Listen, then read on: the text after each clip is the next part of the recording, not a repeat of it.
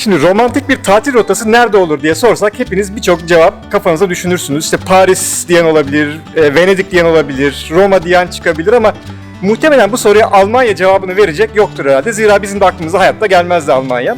Galiba birkaç sene önce Selen bana bir kitap almıştı doğum günümde. Ölmeden önce görülmesi gereken yerler. Biz orada görmüştük. Almanya'da Romantic Road diye bir rota var. Yaklaşık 410 kilometre. Bu arada bir şey diyeceğim. Sen bana ölmeden önce görecek yerler kitabı alırken yaşlandığımı falan mı? Yaşlısın tabii. Bir dakika bunu konuşacağız. Neyse bu şu an romantik rotaya çıkıyoruz. Bunun sırasıyla akşam konuşacağız bunu. Onu konuşacağız. Nedense şimdi bana jeton düştü. Neyse biz o kitapta gördük burayı. Almanya'da çok güzel bir rota var. Yaklaşık 410 kilometrelik bir rota. Almanya'nın ortasından başlayıp güneyine doğru uzanan 410 kilometrelik bir rota. Üzerinde 28 tane orta çağdan kalma kasaba, kale, saray vesaire var. Biz rotanın güneyinden başlıyoruz. Münih'te olduğumuz için Füssen'den başlayıp Würzburg'a doğru gideceğiz. Rotayı tersten takip edeceğiz aslında. Bu rota aslında bundan yaklaşık 50 yıl öncesine kadar yokmuş bile. Yani bu kasabalar var ama kimse tarafından bilinmiyor. Sonrasında Almanya'nın 2. Dünya Savaşı'ndan sonra bozulan imajını tekrar canlandırmak, bakın Almanya'da güzel şeyler de oluyor aslında, sadece savaş değil demek için halk ve devlet eliyle oluşturulmuş bir proje ve aslında çok da işlemiş bir proje. Günümüzde bu rota 3,5 milyon kişi tarafından ziyaret ediliyor. Rakam küçük gelebilir, hani New York'u kim bilir kaç milyon insan ziyaret ediyordur gibi. Ama göreceksiniz bizimle beraber kasabalar ve köyler o kadar küçük ki aslında 3,5 milyon kişiyi ağırlayabiliyor olması bile başlı başına büyük bir başarı. Evet, dediğimiz gibi bu romantik yol rotası 410 kilometrelik bir rota. Peki buraya nasıl gelebilirsiniz? Eğer bizim gibi siz de güney ucundan başlamak isterseniz Füssen'e en yakın havaalanı Münih. Münih'e gelerek Münih'ten Füssen'e geçebilirsiniz. Ama kuzey ucundan başlamak isterseniz, yani Würzburg'dan başlamak isterseniz de sanırım orada en yakın havaalanı Frankfurt olması lazım. Frankfurt'a gelerek oradan Würzburg'a geçebilirsiniz. Bu arada hani illa Würzburg veya Füssen'den başlamak zorunda değilsiniz, ortadan dalabilirsiniz, yani sıkıntı yok. Hani öyle girişte bir bilet millet kesmiyorlar. Hani bu böyle bir rota, 410 kilometrelik bir rota, istediğiniz yerden girin. Peki bu romantik yol rotasını nasıl gezebilirsiniz? Biz tercihen araba kiralamayı seçtik. Çünkü bu bize bir esneklik sağlayacak. Hani gittiğimiz yerde beğendiğimiz bir yer olursa belki bir yarım saat daha fazla kalmak veya anlık plan değiştirme konusunda bize gerçekten büyük bir esneklik sağlayacak araba kiralama, ama onun haricinde otobüs ve trenle de bu bağlantıları sağlayabilirsiniz. Bu 28 köy, kasaba, şehir arası, ama tabii her yere tren gitmiyor. Bazı yerlerde tren, bazı yerlerde otobüs. Yani biraz dakik olmanız lazım. Biraz iyi planlamış olmanız lazım. O yüzden araba kiralamanızı tavsiye ederiz. Yola çıkalım, bakalım neler göreceğiz.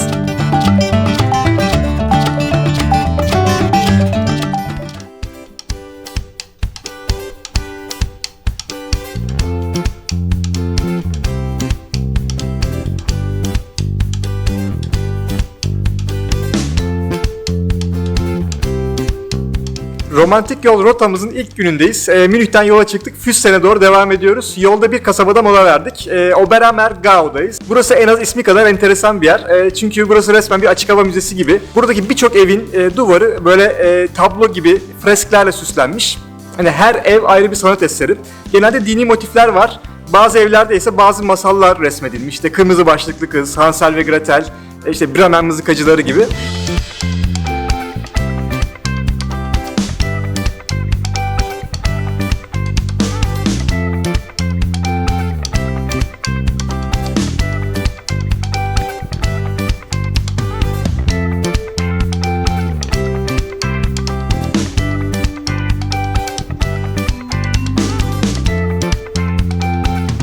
Biz çok keyif aldık burada. Çok şirin bir yer.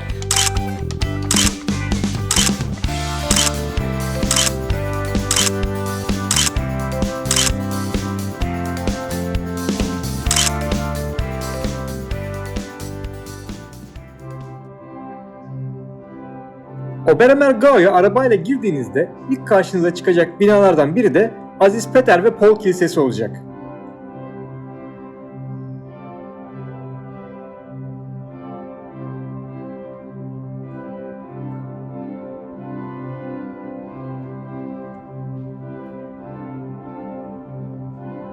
Kilisenin içinin güzelliği kadar bahçesindeki mezarlık da görülmeye değer.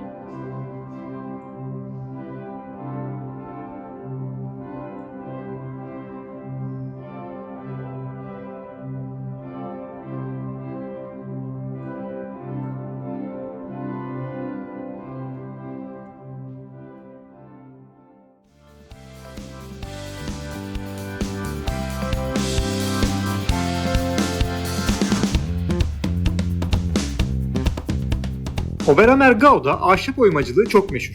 Birçok kişinin geçim kaynağı olan bu sanatın örneklerine de kasabadaki birçok dükkanda denk geleceksiniz. Şarap tıpaları bunlar. Ahşap. Böyle değişik suratlar. Bak şu teyze. Ya saksılara bak. Küçüğü 17 euro. Bak büyüğüne. Bak 19. Ya alalım mı? Bavulda yer yok ya. Ayağına giysen. Böyle. Kaç numara baksana. Şöyle elinde böyle. Böyle. Bak giyerim zaten sorun yok. Ayakkabım yok zaten. Ayağıma olmaz da benim ayağıma olur. Bak. Şunu elime taksam. Desem ki benim elim böyle, elim üşüyor desem, böyle uçar desem olmaz mı? Bak.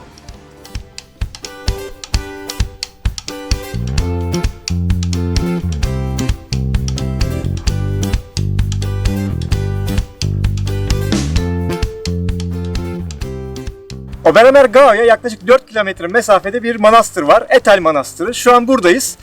Burası 1300'lü yıllarda yapılmış ama sonrasında 1700'lü yılların sonunda büyük bir yangında burası kül olmuş. Hiçbir şey kalmamış ve bir İtalyan mimar burayı sonrasında tekrar baştan yapmış. Burası aslında sadece arkamda gördüğünüz bazilika kısmından ibaret değil. Burası kare şeklinde bir avlu. Birçok bina var. Tabi burası aslında bir manastır. Yani burası bir kilise değil, burası bir manastır.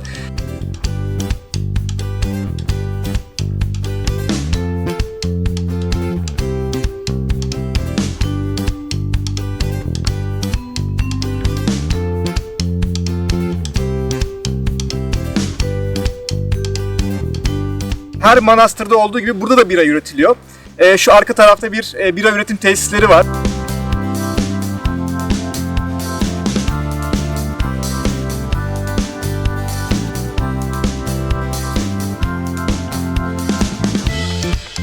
İşte okullar şu tarafta. Bir kafesi var, restoranı var ama şu an her şey kapalı şu an burada. Bazilikaya girebiliyorsunuz ve güzel bir bazilikası var.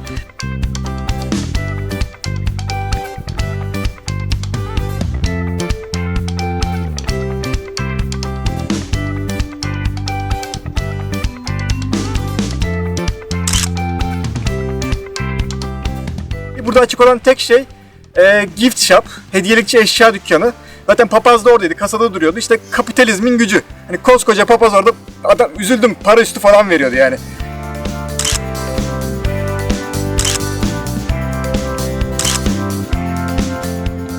Ya bu arada Etel Manastırı'nın da hakkını yemeyelim, yani güzel yer, doğruya doğru. Aynı zamanda zaten yol üzerinde, Münih'ten Müfsen'e giderken direkt yol üzerinde, o yüzden geçerken buraya da uğrayabilirsiniz.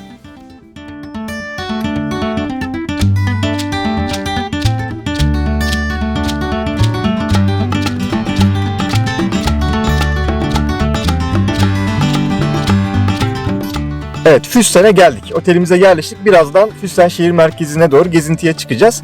Sizlere biraz Füssen'den bahsedelim. Füssen, zaten şeyi söylemiştik. Bu romantik rotanın en güneyinde yer alan şehir. Aynı zamanda Almanya'nın da en güneyinde yer alan şehirlerden birisi burası. Avusturya sınırında 3-4 kilometre mesafedeyiz. Şu an bulunduğumuz yerden Avusturya sınırı yürüyerek 20 dakika falan gösteriyor. Biz bu bölgede 2 gün kalacağız. Yani Füssen ve civarındayız 2 gün boyunca. Zaten Münih'ten gelirken birkaç yere uğradık. Günün geri kalanında Füssen'i geziyor olacağız. Yarın sabah ise bu Füssen'e çok yakın, böyle 5-10 kilometre ileride Schwangau diye bir kasaba var, oraya gideceğiz. Orada bir sürprizimiz var. Çünkü bu romantik rotanın en ikonik yerlerinden birini göreceğiz yarın. Muhtemelen günün geri kalanında da Füssen'i gezmeye devam ederiz.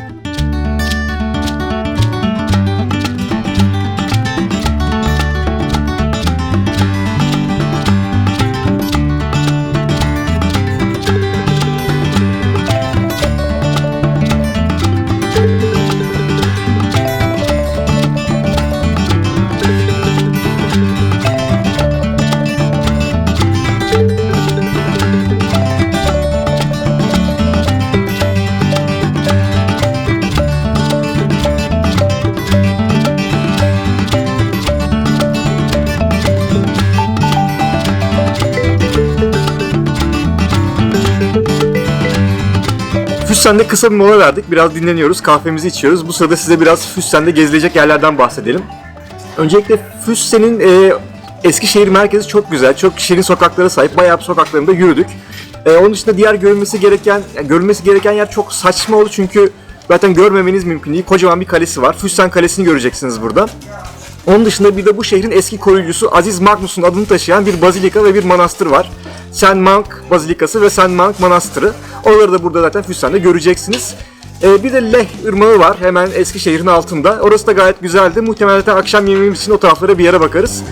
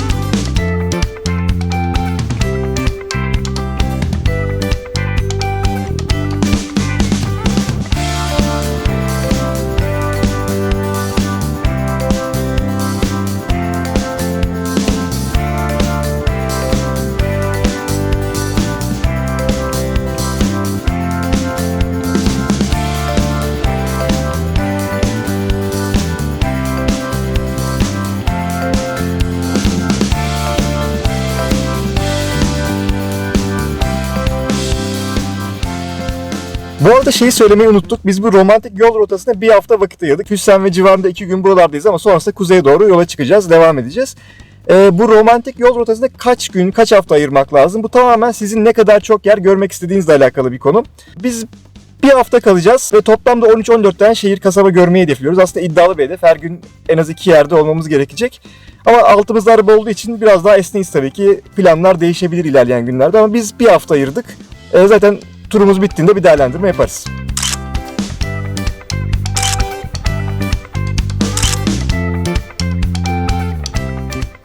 Füssen'de birinci günümüz gayet güzel geçti. Günün geri kalanı içinse plan şu. Füssen Kalesi'ni yarın sabaha bırakıyoruz ve şimdi hava kararmadan bir şeyler yemek için Leh Nehri kenarında bir restorana gidiyoruz. Sonrasında da Füssen sokaklarına bir de gece bakacağız.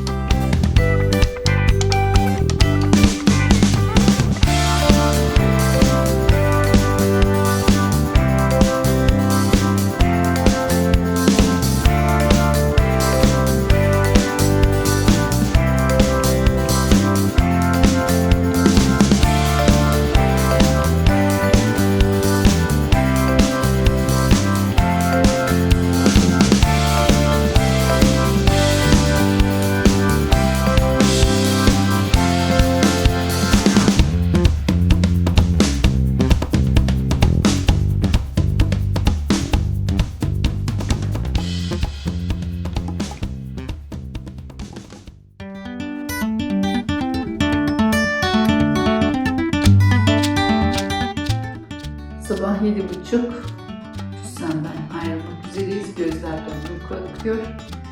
Beden breakfast'ımızın kahvaltı salonunda, yine orada kahvaltının servis çok erken. Bir önceki gün pastaneden almış olduğumuz buraya has Snowball Nescafe ile kahvaltımızı yapıyoruz. Bu Snowball'lar 6 ila 8 hafta dayanıyormuş. O yüzden beklentim çok yüksek değil. Bu elma dolgulu olanı. Farklı dolguları da var. İstiyorum zaten kesilmiyor. Şükür kahvaltıda aç kaldık genelde. Taş gibi bir şey. Ay. Neyse ya. Evet, tahmin edebileceğiniz gibi güne aç başlıyoruz. Bugün Şivanga'ya gideceğiz ama öncesinde bugüne bıraktığımız Füssen Kalesi ile turumuza başlıyoruz.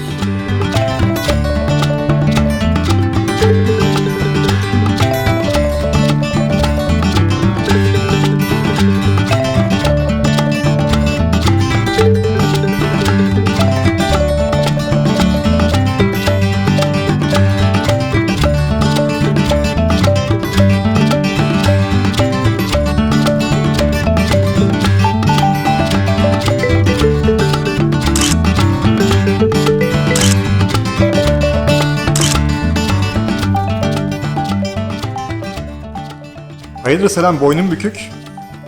Ya dün pazartesiydi. O yüzden kaleyi salı gününe bırakmıştık. Pazartesi malum müzeler kapalı oluyor. Şvangayu'ya gitmeden önce şatolara bir gelelim dedik. Müze 11'de açılıyormuş ya. 11'de açılan müze mi olur ya?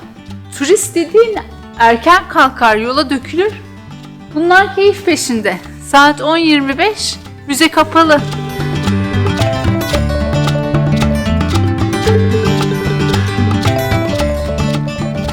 Bu durumda kalenin sadece avlusunu gezip Füsten'e veda ediyor ve bir sonraki durağımız Şivangaya'ya geçiyoruz. Burada bizi romantik yol rotasının en ikonik yerlerinden birisi bekliyor.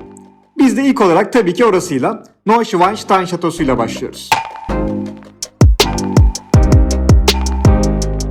Özellikle yoğun sezonda bu şato için biletlerinizi birkaç gün önceden online olarak almanızı tavsiye ederiz.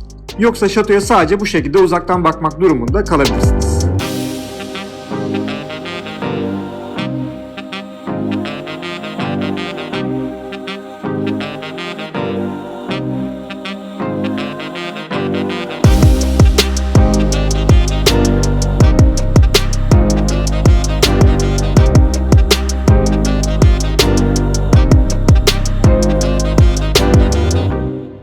İşte şu an tam da oradayız. Romantik yol rotasındaki en ikonik yerlerden birine geldik. Neuschwanstein Şatosu'nun önündeyiz. Aslında bu şatoyu hepiniz biliyorsunuz. Belki isim olarak duymamış olabilirsiniz, buraya gelmemiş olabilirsiniz ama bu şatoyu mutlaka gördünüz. Hatta belki aranızda ya ben bunu nereden görmüştüm, dur çıkaracağım diyenleriniz olabilir. Bir düşünün bakalım, acaba bu şatoyu nereden hatırlıyorsunuz?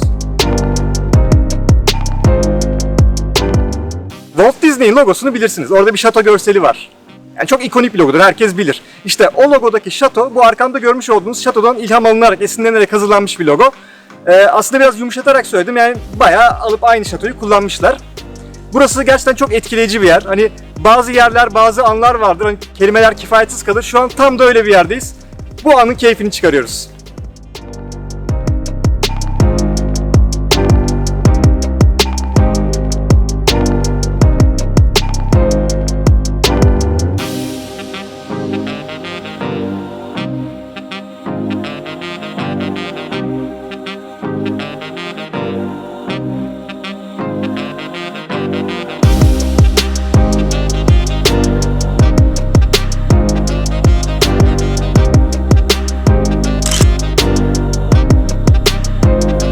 Neuschwanstein Şatosu'nu sadece rehberli turlarla gezebiliyorsunuz. 13 euroluk bir bilet fiyatı var.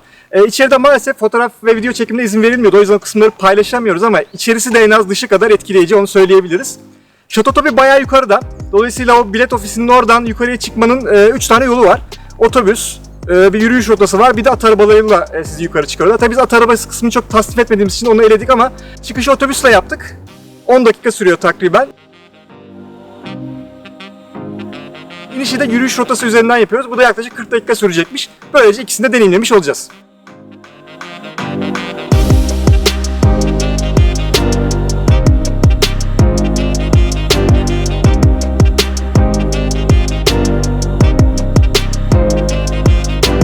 Şatonun en güzel fotoğrafları Marienbrücke'den çekiliyor. Maalesef biz gittiğimizde bu köprü bakım nedeniyle kapalıydı ama yine de sizlerle paylaşmış olalım.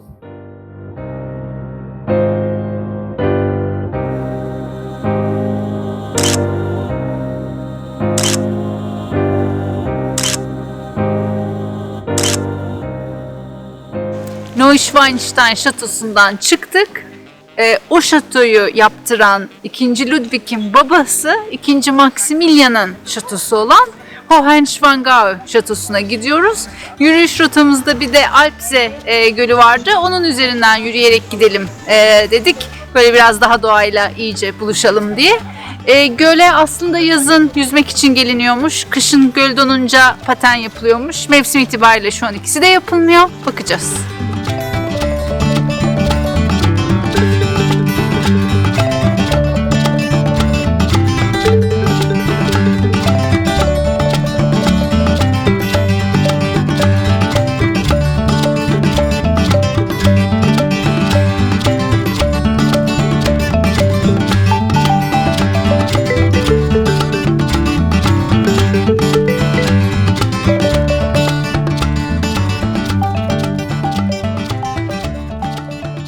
Göl kenarında bir şeyler atıştırdıktan sonra Taen Şivangao şatosuna doğru yola devam ediyoruz.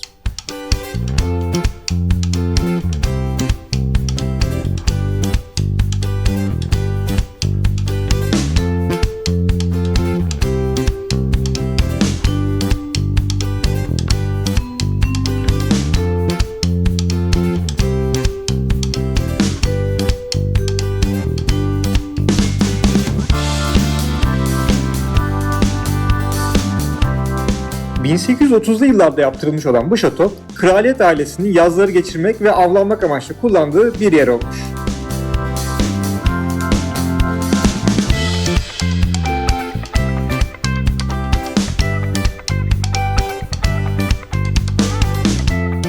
Şivangao'da şatolar ve Alpsi Gölü dışında görmek istediğimiz bir yer daha vardı. Şimdi de oraya geldik.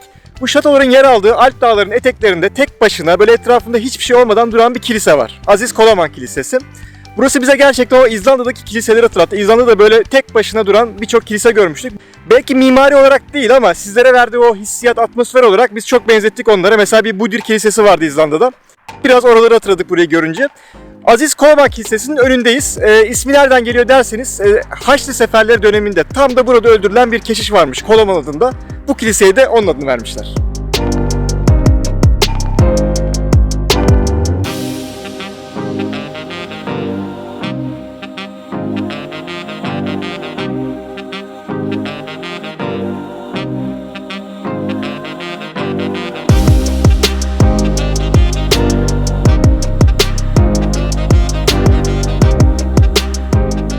Şivangao'da görülecekler listemizi tamamladıktan sonra romantik yol rotamızda ikinci günün sonuna gelmiş bulunuyoruz.